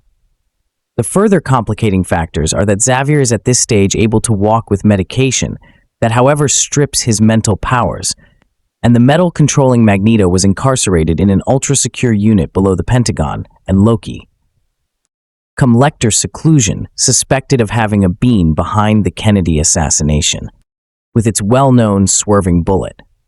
Wolverine and Xavier have to spring Magneto, and this opens old wounds. It reawakens their angry debate about how mutants should comport themselves and their feelings for the beautiful Mystique herself. Perhaps inevitably, it is in the film's opening act where almost all the fun is to be had. Wolverine firstly recruits Beast, Nicholas Hoult, and Quicks, Evan Peters, to help him bust into the Pentagon. Quicksilver's infinitely fast moves effectively trump every other power and superpower. It is a slight bafflement, in fact, that Quicksilver himself does not rule the world, or at least appear in much more of the film. There is a glorious bullet time scene during a shootout in which Quicksilver rambles around catching the bullets as they float towards the cowering, freeze-framed Magneto and Xavier, and all to Jim Croce's yearning song, "If I Could Save Time in a Bottle." Fassbender's Magneto was curt duplicit, to say an elegant foil to Xavier and his angry self-pity set against them as Lawrence's Mystique, who is always required to disport herself in her blue body, hugging quasi-nudity as Spinal taps. Nigel Tufnell might have commented, "What's wrong with it being sexy?" As for Jackman's Wolverine, he is as robust and unassuming as ever, though I feel I saw always in danger of being upstaged by the other more cerebral and self-aware characters. The action flashes eagerly around Otto of Vietnam Paris to that post-apocalyptic wasteland from which Wolverine makes his blast to the past, and of course there's Washington, D.C., where the mutants are too. Encounter the President Richard Nixon, Mark Camacho, in a truly spectacular setting. Finally, the X-Men extricate themselves from incoherence and more or less with the help of a newspaper front page that explains to the audience how exactly a reasonably happy ending has supposedly been achieved. It was a dizzying but enjoyable ride. X-Men Days of Future Past doesn't feel like a superhero movie, at least not in a traditional sense. There are action scenes, but many are suffused with a sense of futility. Battles turn into massacres with the good guys on the wrong side of the carnage. A whiff of the apocalypse hangs in the air, ready to descend and blot out everything. Not since the movie featuring familiar heroic figures taken such a grim and unconventional path. To reboot the X-Men franchise, director Bryan Singer, who first gave these characters screen life 14 years ago, has crafted a continuity lover's nightmare. X-Men Days of Future Past is more science fiction than comic book. Action. The Terminator era influences are immediately obvious, as are those of Rowan. The Dr. Woe adventure, Genesis of the Dolls. Trapped in a War ravaged 2023. The X-Men face annihilation by the Sentinels, creatures of war created for one purpose, terminating mutants into all those who aid or abet them. Earth has turned into a giant killing field. The X-Men, unable to defeat the Sentinels, place all their hopes in one last-ditch effort, send one of their own back in time to avert the creation of the Sentinels. The choice is Wolverine, Hugh Jackman, and his greatest challenge proves not to be stopping Twisted Sentinel creator Bolov Traz, Peter Dalige, but getting the 1973 versions of Charles Xavier, James McAvoy, and Magneto, Michael Fassbender to work together to save the future. In the crosshairs is blue-skin shapeshifter Mystique Jennifer Lawrence, who must be prevented from killing Traz, lest the future be set. For Xavier, that means convincing her not to commit the deed. For Magneto, it means eliminating her so she can't do it. For Logan, caught in the middle, the situation becomes increasingly desperate. It would be fair to characterize the storyline, X-Men Days of Future Past, as dense. It's not one of those plots that caters to intellectual laziness. Time travel, stories, even those that play by an established set of rules, are always challenging. There are battles and action scenes of plenty, but with exception of a playful sequence featuring a lightning-fast mutant called Quicksilver, Evan Peters, most are steeped in a sense of desperation. There are no grand moments of heroic triumph, and victory comes from something more existential than beating the crap out of a bad guy. There is no single readily identified villain. In 2023, the Sentinels wear the mantle, but they are implacable terminators, machines without soul or conscience. In 1973, depending on the moment, one could see Traz, Magneto, Mystique, or even Xavier as the antagonist, but all have legitimate reasons for their behavior. Traz seeks peace. Magneto fights for the salvation of his species. Mystique wants vengeance against someone who slaughtered her friends, and Xavier desires freedom from pain. There's a message to be found. Dina X-Men Days of Wow. Future Past as well. Benjamin Franklin once said, "Those who surrender freedom for security will not have, nor do they deserve either one." The creation and acceptance of the Sentinels represents a desire to cede liberty for safety, and it has tragic consequences. This isn't a unique message, especially in science fiction films. The Orobo Kappa remake most recently addressed this, but Singer does a good job conveying it without becoming preachy. If there's a weakness to be found, Dina X-Men Days of Future Past, it's in the special effects. There are times when the computer-generated imagery becomes sloppy and artificial. This is evident in the scenes featuring RFK Stadium and the White House. Those looked like video game cutscenes rather than photorealistic images of real locations, in a lower budget, lower profile motion picture. This sort of thing might not be noticeable, but it stands out in a film of this caliber. Singer returning to the X-Men after a 10-year absence. His last venture with M was 2003. X2 has been given the task of completing a reboot that was begun Nina X-Men First Class. To do this, he has taken a page from J.J. Abrams' Star Trek A Handbook, used time travel and the concept of multiverses and have a familiar presence provide the linkage. In Star Trek, that was Leonard Nimoy Spock Prime, Ina X-Men Days of Future Past, it's Wolverine. As a bonus, we also get Patrick Stewart's Professor Rex and Ian McKellen's Magneto, as well as a bunch of other familiar faces. For Those Who Fell to the Last Stand was a poor exit for many of these characters. A X-Men Days of Future Pasta should at least solve the wound in part. It's difficult to guess how this movie will fare with audiences. In many ways, it's almost too smart for a summer blockbuster. But intelligence isn't always a detriment, as Christopher Nolan's Batman series proved. X-Men Days of Future Pasta is the third superhero film in less than 2 months.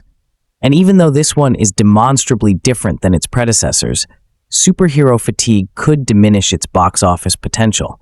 That would be unfortunate because this is the most unique and audacious genre entry in a couple of years, and on those terms alone, it deserves to be seen.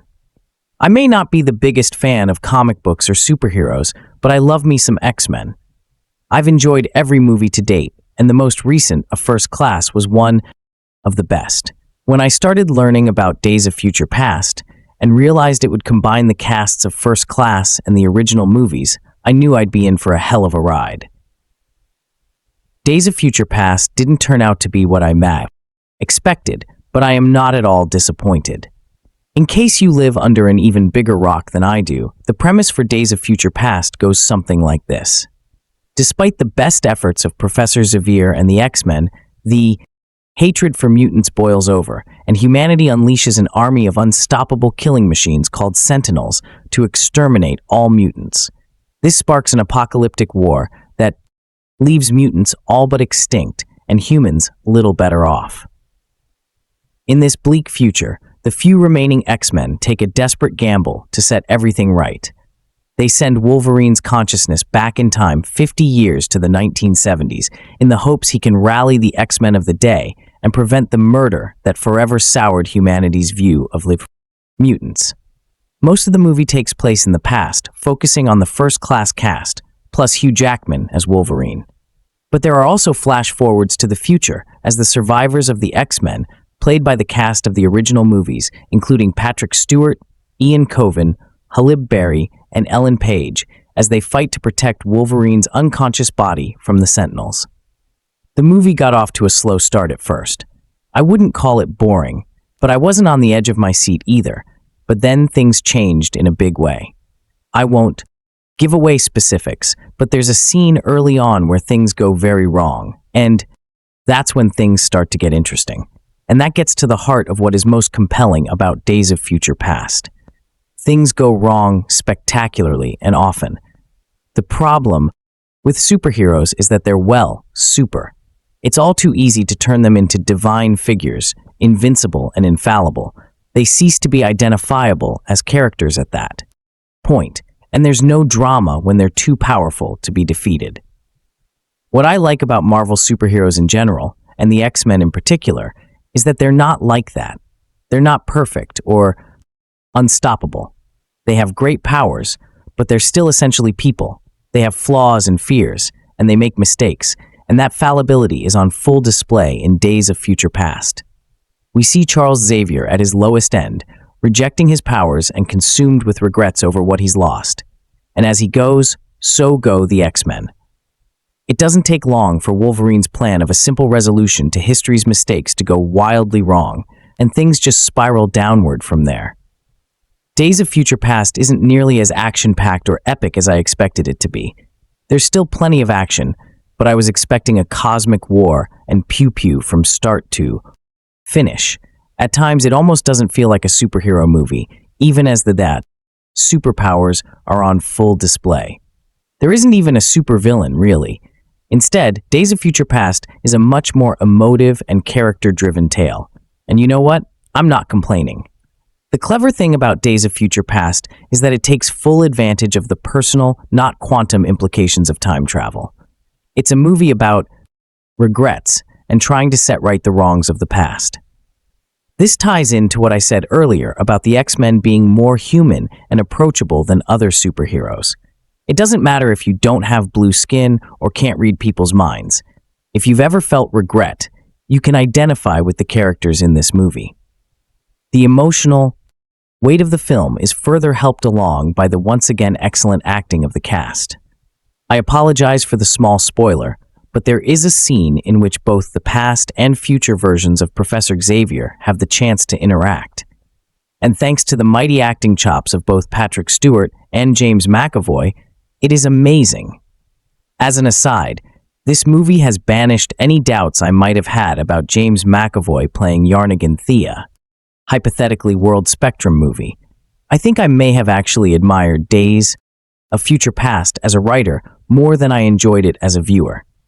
It's a very inspirational tale of redemption, but it never comes across as preachy or sugar-coated. One is that this is another case of continuity being thrown out the window. For instance, the elder Professor Xavier appears in Days of Future Past despite being killed in the third movie. This is not explained in any way, but comic books, in continuity, have never really mixed, and it doesn't bother me that much. The other is that I can't see how the next movie is ever going to live up to this one. Overall rating 9/10. Almost certainly the best X-Men movie to date, and one of the best superhero movies of all time. Even if you haven't seen the previous X-Men movies, even if you're not into superheroes, you should see Days of Future Past. Another year, another X-Men movie. As I've previously discussed, I'll watch just about anything featuring Hugh Jackman's Steel Claw Wolverine. That said, Days of Future Past is a particularly effective installment that throws the series back into high gear. Sometime after the events of X-Men The Last Stand, the mutant species has come up against an unstoppable threat, an army of sentinel robots capable of adapting to and assimilating a mutation-driven attacks directed against them. Facing unavoidable destruction, formerly rival mutant leaders Professor Charles Xavier, Patrick Stewart, and Eric Leaner, Magneto, Ian Coven, concocted a plan to project Wolverine's consciousness back in time and avert disaster. The rationale behind such a move. The Sentinel program originated after the 1970s assassination of scientist Bolivar Traz Peter Dinklage of Game of Thrones fame by shape-shifting mutant mystique Jennifer Lawrence. In this decade, Xavier and Lancher are played by James McAvoy and Michael Fassbender, successfully bridging the gap between the original trilogy and 2011's X-Men First Class prequel. If it's not already abundantly clear, this cast is pure dynamite and undoubtedly the biggest or most talented ensemble ever assembled for a superhero film. Days of Future Past draws on its stars' interpersonal chemistry for most of its propulsive energy, which makes the movie a consistently entertaining blockbuster. Think of this as the X-Men equivalent of the Avengers except with higher caliber stars. Moreover, director Bryan responsible for the first X-Men film and its first sequel, clearly grasps the true heart of the X-Men franchise, the strained role of the other in society. Days of Future Past asks the question, when your friends and companions are being massacred purely on account of immutable characteristics, is it morally consumable to embrace a hands-off education-centric approach? Or is it permissible to fight back violently? On this note, it's worth noting briefly that the series has always stumbled slightly when it plays up Magneto's domination-oriented tendencies.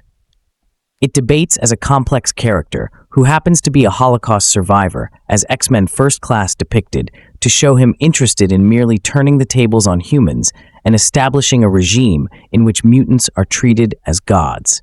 The effort to provide clear-cut Hollywood-style moral dichotomies distracts from the real ethical tension at the franchise's core.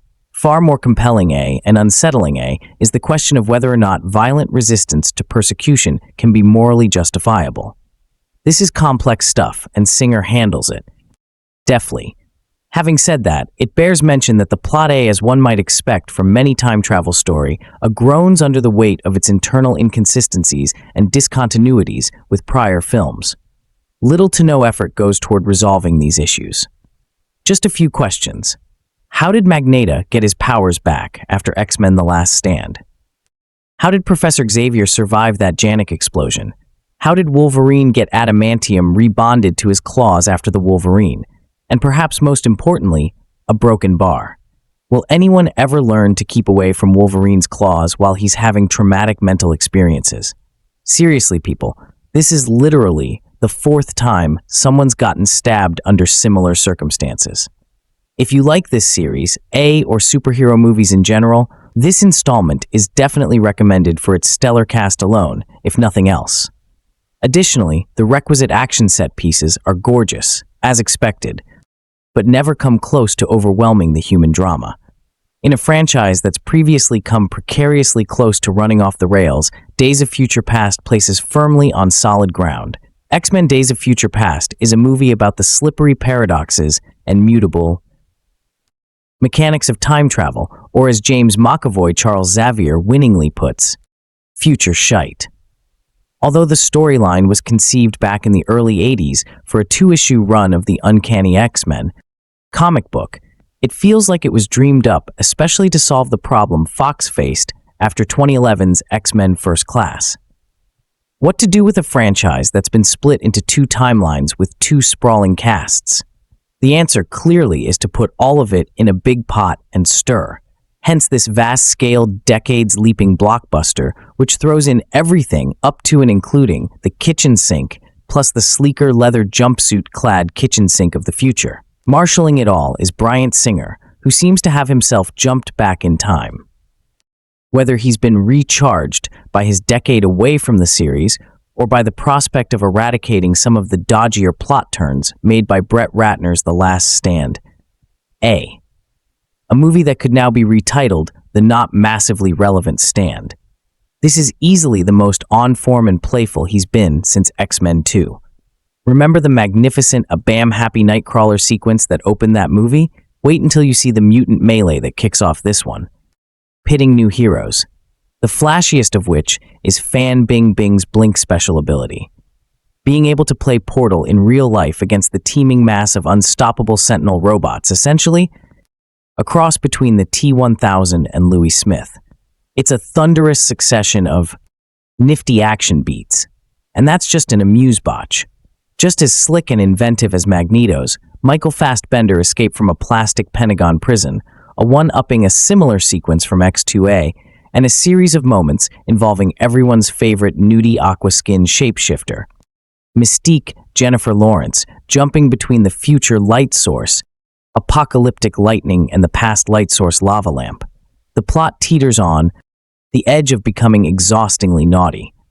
Fortunately, the story distracts from any temporal models by zeroing in on 3 of the most charismatic characters in the X-universe. Wolverine, plus the younger iterations of Xavier and Magneto, charged with stopping Mystique from assassinating diminutive weapons maker Bolivar Trask, Peter Dinklage, a deed which will result in global extinction. A Wolverine Hugh Jackman is hampered by obstacles. His claws are no longer metal, Magneto's being his usual bastard self, and his serene mentor Charles is now a 30-some depressive who won't get out of his dressing gown. In fact, the largest through line of the film is dedicated to the latter, who doesn't seem to have yet thought up his snappy mutant moniker, Professor X, attempting to get his mind mojo back. Given all that, and the catastrophic peril that hovers over proceedings, there's a high potential for onst. Simon Kinberg's script keeps things breezy. There are quips and jokes, Terminator references, and one of the high points, a callback to the F-bomb dropped in First Class. Following in the footsteps of Matthew Vaughn, who gets a story credit here, Singer has a blast going period. Richard Nixon is glimpsed on the deck, cover of a National Lampoon magazine, well before he becomes a key player in the climactic set piece.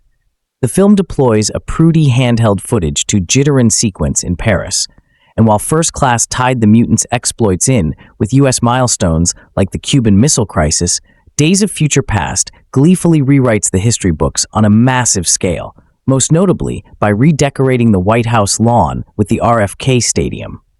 With so much going on and such a ferocious pace, several parts of the story feel undernourished. There's not nearly enough Ian Cullen, and it would be nice to learn more about Villain's supreme task. What is his motivation with him?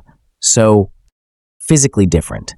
Why would he choose to persecute others who are different themselves? And when the hell does he turn into Bill Duke, as seen in Last Stand? But what we do get here is largely fantastic. Not only re-energizing old favorite characters, and after his 2 spin-offs, Wolverine was in dire need of that, but introducing intriguing new ones. Most surprising is the fact that the super speedy Quick's Evan Peters, whose Ramona Flowers' Y appearance did not inspire much confidence in marketing materials, turns out to be the coolest thing in the film. The sequence in which he leisurely takes out a squad of Elmen while stopping to taste soup makes Nightcrawler, in the words of Black, at her look like an asthmatic ant with heavy shopping. It's been a year or two now since the Wolver teased us with something dark on the horizon for Wolverine, Hugh Jackman, and the X-Men. What we have got is the live-action interpretation of one of the most famous storylines in X-Men history, X-Men Days of Future Past. Dealing with a dystopian future, the X-Men have their backs up against the wall as they face extinction by the hands of their latest enemy, the Sentinels. Running quickly out of ideas, the X-Men decide the only way to defeat the Sentinels is to stop them from ever being created. Using Kitty Pryde's evolved mutation ability of time displacement, Charles Xavier Patrick Stewart and his ragtag team send Wolverine back into the past to fix the problem before it even becomes one. Going into X-Men Days of Future Pasta. I had so many assumptions about where they were going to go with certain characters, who would get the most screen time, and where I hoped it would leave everyone at the end of the movie. This is what happens now when you know the movie is part of a comic book franchise. Unfortunately, I was right for the most part about my assumptions. For example, the future X-Men, Bishop, Sunspot, Blink, and Warpath get little to no character exploration or even lines. When I heard Bishop was in it, I was excited. But I kid you not, he has 2 scenes where he does something kind of cool, and that is it. Also, Quicksilver is used for one purpose, and then he is gone for the rest of the movie. He's obviously a powerful mutant. Keep him around. Sadly, the majority of the X-Men First Classic cast are absent. The majority of their characters are dead due to the Vietnam War being the historical event the movie is set against, which is a decent reason for not having them present. On that note, X-Men Days of Future Pasta looks and sounds like the 70s. The vernacular, the music, and the backdrop is just so well done. It was fantastic watching Wolverine's transition from 10 years in our future to 40 years in our past. To Singer credit, this movie feels like a 70s superhero drama. What the movie sells perfectly, though, is the exploration of the relationship of the lead cast of characters. Young Magneto, Michael Fassbender, young Xavier James McAvoy, and young Mystique, Jennifer Lawrence. You feel the betrayals, you feel the bitterness, and you want these characters to succeed. Well, maybe not. Mystique, the villain of the piece. Bolivar Traz Peter Dinklage is acceptable, but nothing special. I felt it was a wasted opportunity to showcase a guy who could have a really psychological reason for his hatred of mutants. Instead, we get the usual scientistic. He finds them fascinating and hopes to use them to unite mankind under a single banner of hatred. It's okay, but I've seen better villain motivations. The action set pieces are cool, but if I'm being honest, I found them to be nothing spectacular. Cynthia. X2A, I've always felt that they hit their peak. That Nightcrawler scene has never been topped to this day. At the end of the day, for all its problems, I still really enjoyed X-Men Days of a Future Past. It is emotional. The characters who they focus on are great and well explored, and the ending is genuinely satisfying. I only wish that they explored the future element of Factsman Days of Future Pasta a bit more, and that the villain was more engaging.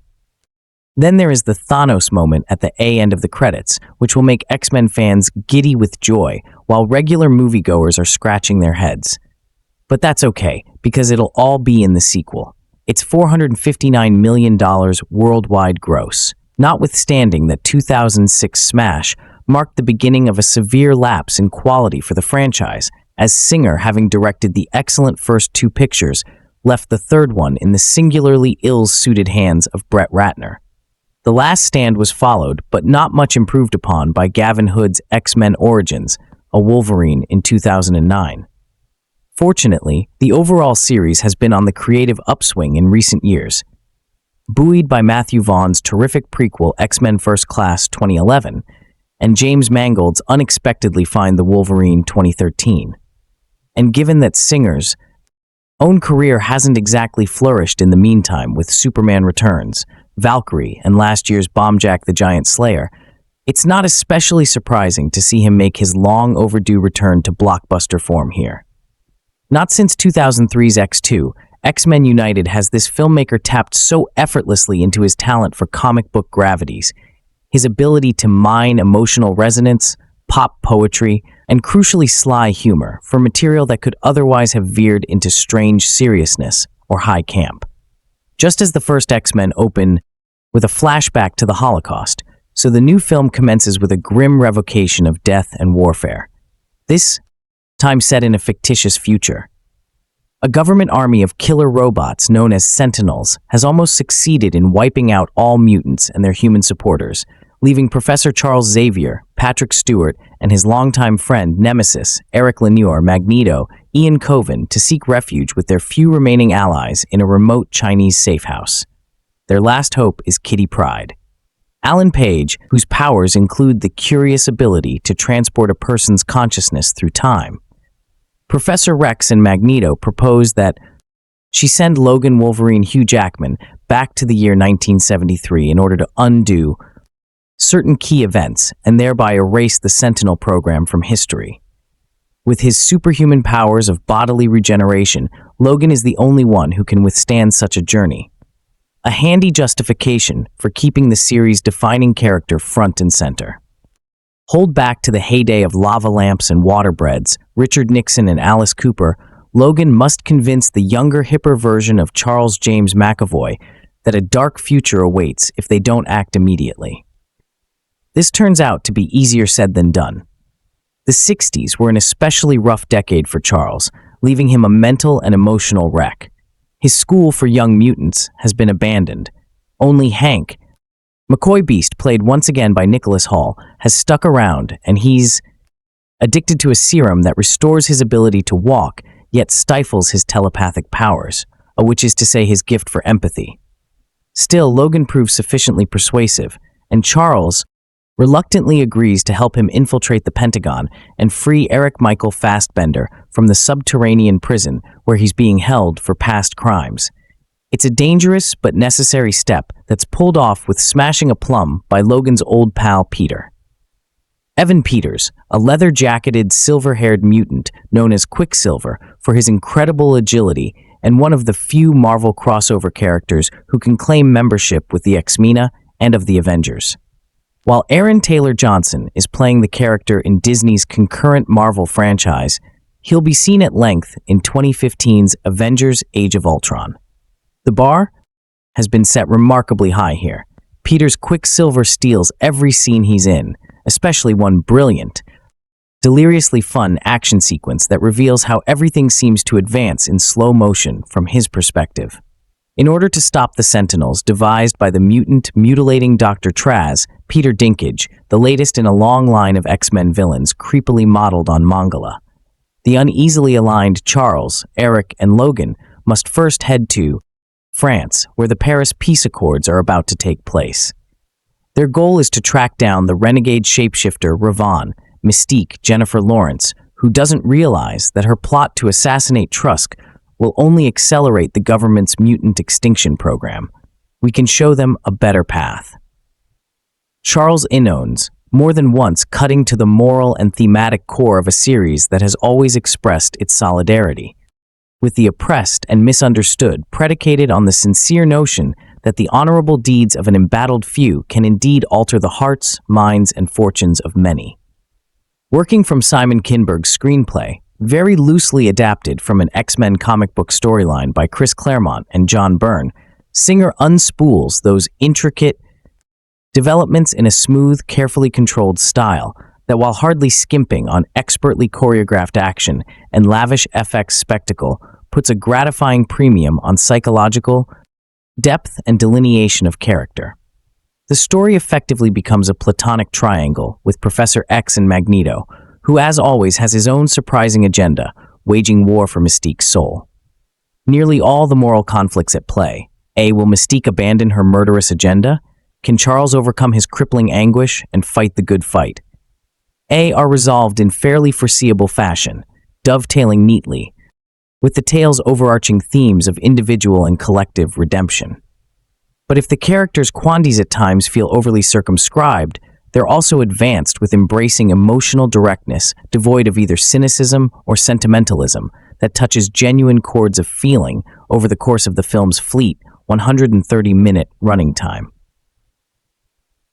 While not as brassy in its period stylization as Vaugh's 60s set X-Men First, Class Days of Future Past embraces its specific historical moment with similar revisionist gusto from an early subplot that sends Mystique off to Saigon to rescue a squad of mutants from Traz's clutches, to a borderline tacky plot point concerning Magneto's suspected role in the JFK assassination.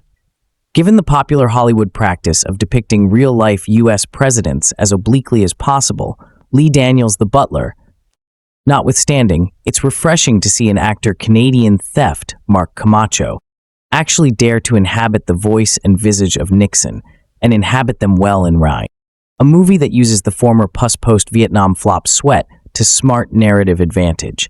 Stylistically, that decision to give certain public moments the grainy, bright-colored look of 70s newsreels adds a touch of immediacy. Although the Super 8 and 16mm footage looks rather out in 3D, much of the film was shot stereoscopically and makes fine, if not exceptional, use of the format, as they did in First Class.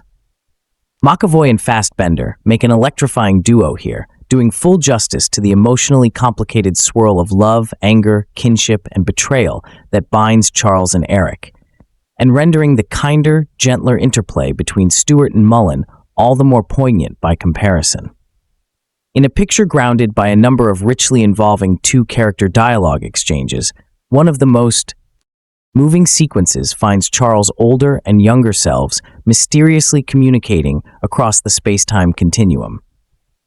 While Lawrence looks fetching enough in Mystique's blue birthday suit, the actress registers with less impact than one might have hoped, coming off her explosively entertaining turn in the much more elaborate mid-decade recreation of American Hustle. She has relatively little to do here, other than glower, snarling, and let the FX artists do their thing. Though it's fun to hear her speaking Vietnamese at one point, with Wolverine playing the unusual role of mediator this time around. Jackman is an unusually restrained, cool-headed form. The actor's slightly disoriented appearance throughout is entirely appropriate to the character's journey and may well be shared by a few fans in the later reels, when the story's time travel logic gets especially raggedy. By the end, however, it's clear that the X-Men series has effectively opened a temporal loophole that should lead to fresh adventures down the road, namely X-Men Apocalypse, which is set to be released in 2016. Although it's unclear whether the embattled singer will return to the director's chair, the film's intense focus on its four leads a plus. The excellent Dinklage easily beating out McAvoy for most conspicuously 70s. Hair rate leaves little room for the rest of the ensemble, with its surfeit of new and familiar faces. For all the ways in which the material fits Singer like a glove, the filmmaker still hasn't figured out a way to make Halle Berry Storm a compelling presence. Shawn Ashmore's Iceman pops up in welcome but somewhat truncated fashion, and it's a mystery why Anna Paquin retains such prominent billing given Rogue's Blink, and you miss it appearance. Speaking of Blink, the mutant who goes by that name is one of the more memorable X-Men newcomers, due more to her nifty powers of teleportation than to Chinese star fan Bing Bing's muted performance.